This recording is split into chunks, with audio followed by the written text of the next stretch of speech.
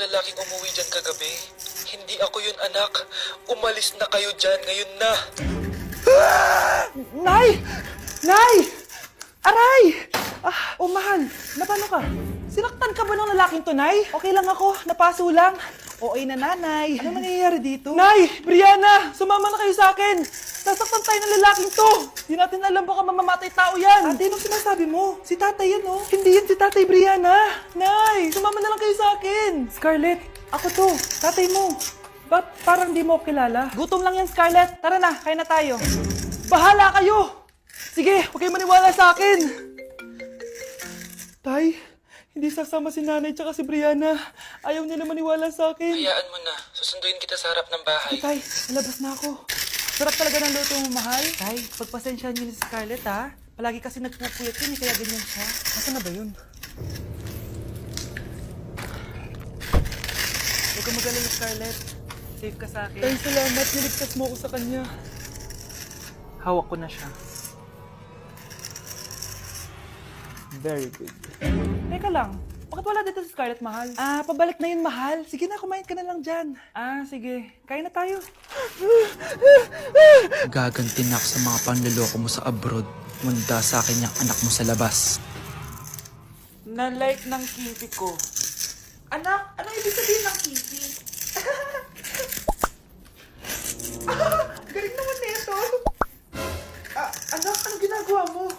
Nay, nagla-like po ako ng mga post sa TikTok. Nagla-like? Bakit mo binababa? Ito na po kasi uso ngayon, Nay, yung magla-like na gamit yung kipi mo. Ano ba yung mga bata ngayon na malalaman nyo sa TikTok? TikTok pa!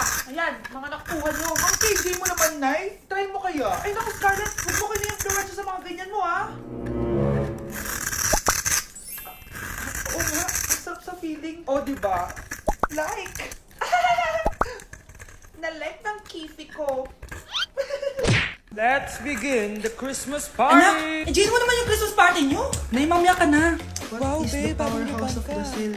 Hirap naman nito. O ano, BR na lang? Boring mo naman. Wow, nahiya naman ako sa'yo, Sheila. Kaya pala palagi kang lumalapit sa akin kapag gusto mo lang sagot. A student sa Todan, mag-exchange gift na tayo. Exchange gift?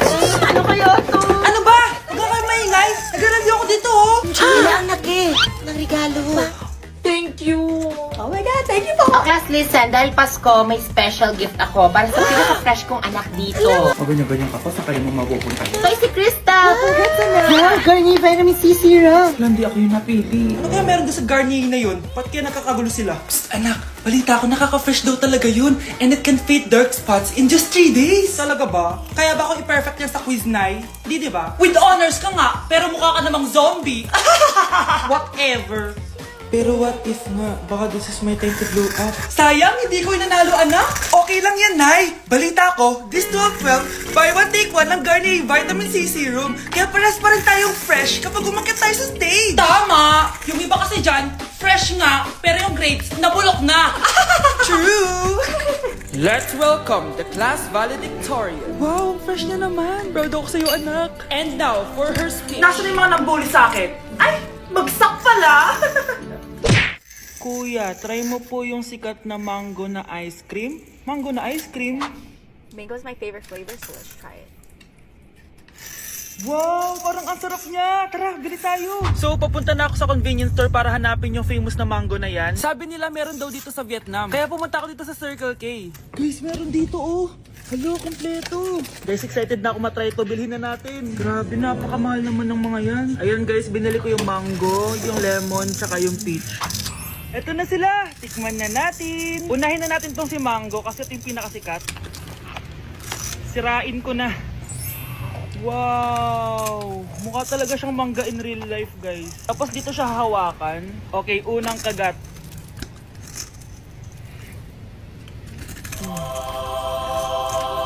Ang sarap niya. Lasa talaga siyang mangga, promise, na may konting gatas. Medyo maasim din siya na onte. 10 out of 10 to sa akin, guys. Okay, next naman itong peach. Mukha siyang puwet ng bata, oh. Okay, kagatin na natin. Ang nostalgic ng lasa niya. Nangingilo ako, guys, sobrang lamig. Pero ang sarap niya, hindi siya sobrang asim, hindi rin siya sobrang tamis. Like, sobrang sakto lang talaga. For me, 9.5 out of 10 to. Okay, last, itong lemon. Wow, mukha talaga siyang lemon, no? Okay, unang kagat. Ba't parang wala siyang lasa? Tapos, hindi rin siya lasang lemon. Parang ice cream na wala lasang wala. Wala akong nadalasahan. Alam ba kami sakit na ako. 2 out of 10 lang to sa akin kasi hindi niya ako na-satisfy. For me, masarap naman sila kaya itry nyo guys. At kung may gusto pa kayo ipatry sa akin, itatry natin yan. So comment lang kayo guys. Bye! Di na ako natutuwa sa inyo, ha? Number 3, ano ang pinupuntahan sa Bohol? Ma'am, Yes, ka. nasa 200 pesos to eh. Resort, ma'am? Anong resort, ha? Chocolate Hills yun! Umayos na kayo, ha? Ano ang pambansang pagkain? Ano yung pambansang pagka... Ah, ma'am, favorite ko yan. Sige, Samantha. Napaka-basic naman neto. Tanghulo, ma'am. Pinaglolo ko na ba ako dito, ha? Puro kasi kayo TikTok. Adik na kayo. Ang sarap kaya nun, ma'am. Try nyo kaya. Ang pambansang pagkain natin ay adobo, hindi tanghulo. Gawin kitang tanghulo dyan, eh. Okay, kakalma na ako, ha? Ang makakasagot nito, perfect na sa exam. Ano ang pambansang laro natin? Pag nasagot ko to, mas mataas na yung score ko kay Samantha. Ma'am, Scarlett, umayos ka na, ha? Sige. ang pambansang laro natin ay 8-ball pool. Anong 8-ball pool? Or misyon? Perfect ka na sa akin. Perfect 0. Mali ka, ma'am. Halos lahat ng kakilala ko dito naggaganon. Yun yung pambansang laro natin. Oo, desisyon ako. Ayoko na. Magre-resign na ako.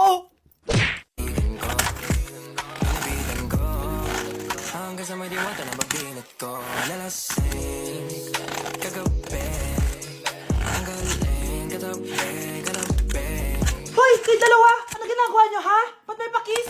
Ah, ma'am, ito po kasi usong step ngayon yung may pakis sa chicks. Ayan, sinasabi ko na nga ba? Puro na naman kayo TikTok. Mga nalalaman nyo. Ang bata-bata nyo pa, may pakis-kis na kayo nalalaman dyan? Mag-aaral nga kayo na maayos. Ang bitter ni ma'am, porket walang kadate ng Valentine. May sinasabi ka ba, Scarlett? Ah, wala po, ma'am.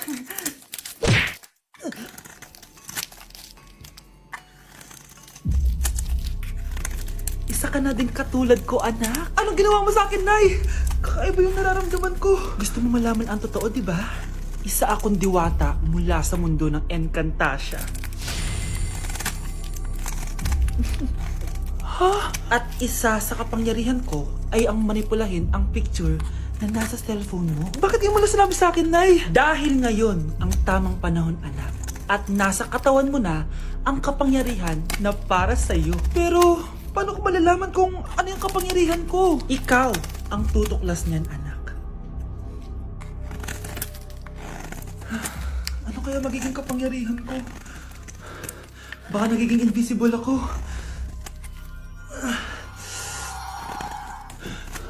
Hindi ako nawala. Baka kaya ko magpalutang ng gamit.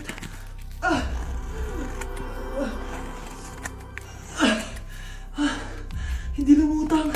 Ang hirap naman nito. Baka kaya ko tumagos sa pintuan. Aray. Natatay ako.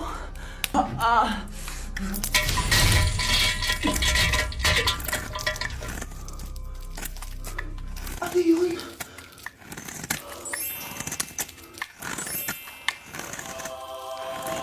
Ito ba yung kapangyarihan ko? Tumain ng ginto. Nay, alam ko na yung kapangyarihan ko. Tumatay ako ng ginto. Anak, uminom ka na maraming pampatae para yumaman na tayo. Talino mo talaga, Nay. Huwag niyo ko ikulong. Hindi ako scammer. Itigil niyo na yan. Hindi si nanay ang scammer. Pero nasa bahay na to, ang totoong scammer. Hoy bata, huwag kang makialam. Wala ka namang ebidensya. Pero Nay, alam ko hindi ko yung scammer. Tara na, sumama ka na sa akin. Mga anak, aayusin ko to ha. Babalik din ako, okay? Kung sino man sa inyo yung totoong scammer, umamin na kayo. Nakulong si nanay, di ba? Ate, walang may gustong makulong si nanay. Tsaka bakit kami lang tatlo sinisisi mo? Eh baka ikaw talaga yung totoong scammer. Imbes na magsisihan tayo, magtulungan na lang tayo para kay nanay. Malalaman ko rin ang totoo. Delivery po. Gabi na. May nagdi-deliver pa? Kuya, kaninong parcel yan? Kay Susan po ulit. Ha? Ano nangyari yun? Eh, nasa kulungan na si nanay. Aba ma'am, hindi ko po alam. Taga-deliver lang po ako eh. Sige na po. Oh, nasa gitna yung kalaban ha? Hoy, ayusin mo na itong mga damit mo. Ilagay mo muna dyan sa kama. Okay na! Ano naman ito laman ng parcel na to? Nakakainis, talo na naman. Ano ba? Ba't nandito to? Ito ba yung galing sa scam? Sabi ko na nga ba? Ikaw yung scammer! Ate, hindi ako yung scammer. May parcel na dumating at nakapangalan kay nanay. Di ba pang computer to? Eh, ikaw lang naman mahilig mag-computer dito eh. Ano na namang scam ang ginawa mo? Pasalamat ka, menor de edad ka pa. Bawal ka pa makulong. Pasensya na sa ginawa ng anak ko. Pagsasabihan ko to. Basta wag na uulitin ha. Ako na magbibigay sa mga may-ari neto. Sige na. Ang galing mo talaga. O ito, sino to cellphone? Akin tong pera. Kailangan ko to. Galingan mo pang mang scam para mas marami tayong makuha. Bahala sa'yo.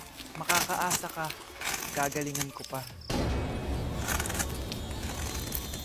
Trigger warning, kung takot kayo sa tahi, huwag niyong papanoorin to. So may nag-comment, bago ko sagutin yan, gusto ko lang sabihin na Happy New Year everyone! Tapos na yung 2024. So, answering the question, ano po yung nasa labi niyo? Tinahi po yung labi ko. Ang ginawa pong surgery sa akin is lip reduction surgery. So, pang 5 araw na to guys, and as you can see, hindi ko na ilalapit kasi baka matakot talaga kayo. Bakit ako nagpa-lip reduction surgery? First of all, siguro lahat naman tayo may insecurity. And kung di nyo napapansin, malaki talaga naturally yung labi ko. Mas malaki yung sa taas compared sa baba. So, hindi siya proportion. Actually, dapat hindi ko na siya itutuloy. Pero may isang bagay kung bakit ko siya tinuloy. And yung number 2 reason ko is palagi ko siyang nakakagat whenever na kumakain ako. So, dahil nga malaki yung labi ko, marami laman sa loob.